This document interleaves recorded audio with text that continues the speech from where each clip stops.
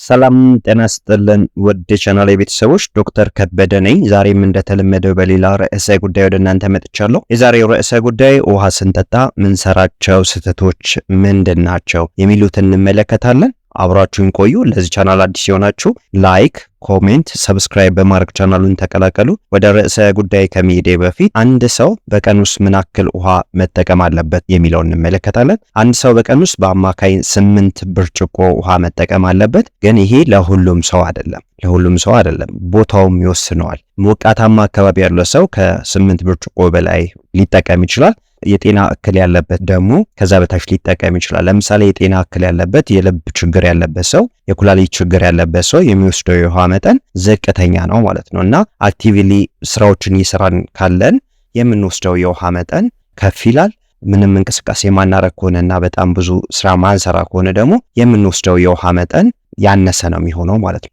ስለዚህ የምንወስደው የውሃ መጠን በተለያዩ ነገሮች የተወሰነ ነው ማለት ነው። ወደ ውሃ ጥቅሞች በምንሄድበት ሰዓት ላይ ውሃ የተለያየ ጥቅሞች አሉት ለሰውነታችን። የመጀመሪያው ምንድነው? ሰውነታችን ውስጥ ያሉትን ተረፈ ምርቶች ከሰውነታችን ውስጥ ማስወገድ ነው የመጀመሪያው ጥቅም። ሌላኛው ምንድነው? የሰውነታችንን የሙቀት መጠን ያስተካክልልናል። ኦክሲጅን እና የተለያዩ ኒውትሪየንቶችን ወደ ሴሎቻችን እንዲሄድ ያደርጋል። የሽንት ከረጢት ላይ የተጠራቀመን ባክቴሪያ እንዲወገድ ያደርጋል። ሌላኛው ነገር ደግሞ ምንድነው? የሆድ ድርቀት እንዳይከሰት ያደርጋል ማለት ነው። ሌሎችም ጥቅሞች አሉት። ሌላኛው ጥቅም ምንድነው? ሴሎቻችን በውሃ እጥረት እንዳይጎዱ ያደርጋል ውሃን በምንወስድበት ሰዓት ላይ። ስለዚህ እነዚህ ከላይ የተመለከትናቸው የውሃ ጥቅሞች ናቸው። ውሃን አብዝተንም መጠጣት የለብንም፣ አሳንሰንም መጠጣት የለብንም ማለት ነው። ውሃን አብዝተን በምንጠጣበት ሰዓት ላይ ብዙ የጤና ጉዳቶች ያመጣል። አሳንሰንም ስንጠቀም እንደዛው ብዙ የጤና እክሎች ያስከትላል ማለት ነው።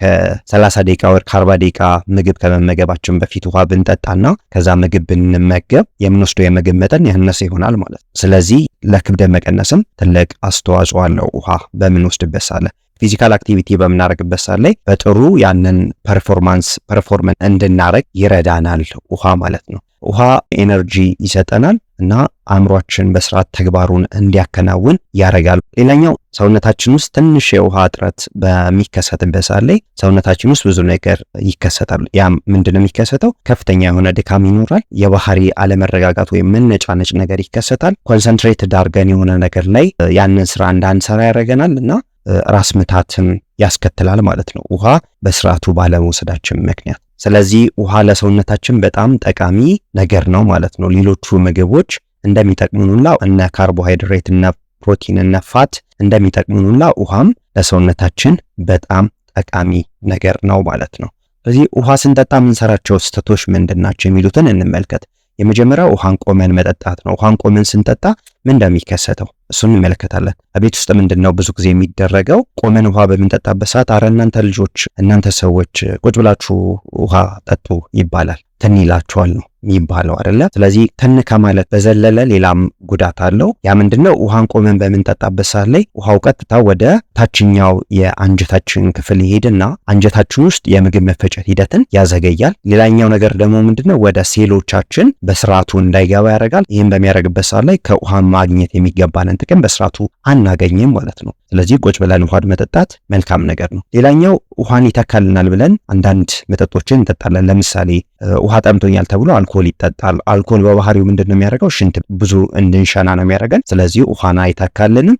ለስላሳ መጠጦችም የውሃን ተግባር አይተኩም። ከውሃ የሚያስፈልገንን ነገር አይሰጡንም እነዛ ነገሮች። ቡና መጠጣት፣ ሻይ መጠጣት የውሃ ጥምን አያስታግስም ወይም ከውሃ የምናገኘውን ጥቅም ቶታሊ አናገኝም ማለት ነው። ስለዚህ ሻይ ምንጠጣ ከሆነ ቡና ምንጠጣ ከሆነ ይባሱኑ ለውሃ እጥረት የተጋለጥን ነው የምንሆነው ማለት ነው። ምክንያቱም ሽንት ስለሚያሸኑን እነዚህ ነገሮች ማለት ነው። ስለዚህ ውሃን ይተኩልናል ብለን እነዚህን መጠቀም አግባብ አይደለም ማለት ነው። ውሃን ከምግብ በፊት ምግብ ገና እየጀመር ውሃን መጠጣት፣ ምግብ እየበላን ውሃን መጠጣትና ምግብ እንደጨረስን ወዲያው ውሃ መጠጣት ብዙ የጤና እክሎች ያመጣል። እነሱ ምንድናቸው? ምግብ እየተመገብን ውሃን በምንጠጣበት ሰዓት ላይ የምግብ መፈጨት ሂደቱን ያዘገየዋል። ይህም ምን በማድረግ ነው የምግብ መፈጨት ሂደቱን የሚያዘገየው? የጋስትሪክ ጁስ የሚባለውን ዳይሉት በማድረግ ምግብ በስርዓቱ እንዳይፈጭ ያረጋል ማለት ነው። ሌላኛው ምንድነው የሰውነታችን የቴምፕሬቸር መጠን ስርዓቱን የጠበቀ ስለማይሆን ምን ይሆናል? ምግብ በስርዓቱ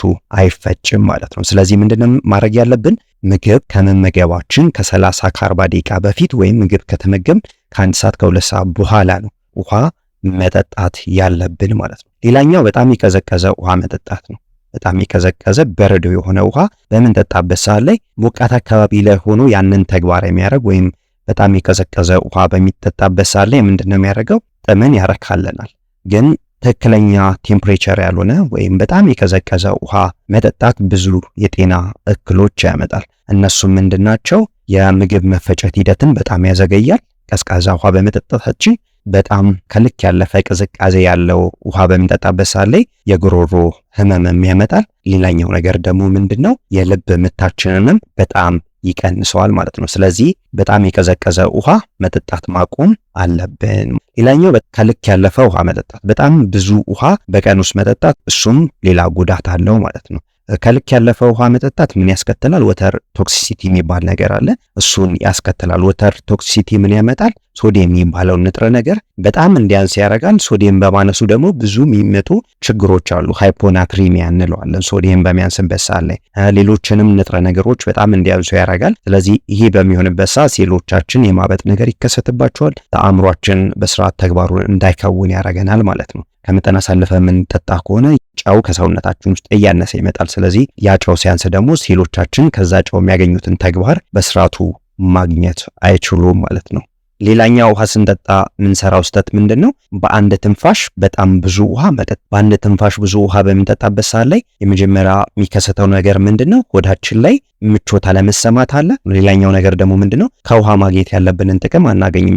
በአንዴ ብዙ ውሃ በምንጠጣበት ሰዓት ላይ ሰውነታችን ያን ውሃ በስርዓቱ እንዳይጠቀም ያደርጋል ማለት ነው። ስለዚህ በአንድ ትንፋሽ ውሃን መጠጣት በጣም ብዙ የጤና እክል አለው ማለት ነው። ውሃን በምንጠጣበት ሰዓት ላይ ቆመን መጠጣት መቻል የለብንም። ውሃን ይተካል ብለን አልኮል፣ ቡና፣ ሻይ መጠጣት የለብንም። ውሃ መጠጣት ያለብን ከምግብ ከ30 እና ከ40 ደቂቃ በፊትና ከምግብ በኋላ ከ1 ሰዓት እና ከ2 ሰዓት በኋላ ነው መጠጣት ያለብን። በጣም ብዙ ውሃ መጠጣት የራሱ የሆነ ጉዳት አለው። በአንድ ትንፋሽም ብዙ ውሃ መጠጣት ጉዳት አለው ማለት ነው። እንደምናውቀው ሰውነታችን ከ60 እስከ 70% ውሃ ነው። ሰውነታችን ውስጥ ያለው ውሃ የሚያንስ ከሆነ ሴሎቻችን ተግባራቸውን መከወን አይችሉም። ስለዚህ ውሃ ሲያጥር ሰውነታችን ውስጥ ከፍተኛ የሆነ ድካም ይሰማናል። ስለዚህ ያንን ድካም ለማጥፋት የግድ ውሃ መጠጣት አለብን። ለዛሬ የነበረኝ ፕሮግራም ይህን ይመስላል። በሌላ ርዕሰ ጉዳይ እስክንገናኝ ሰላም ቆዩልኝ። ሰላማችሁ ይብዛ።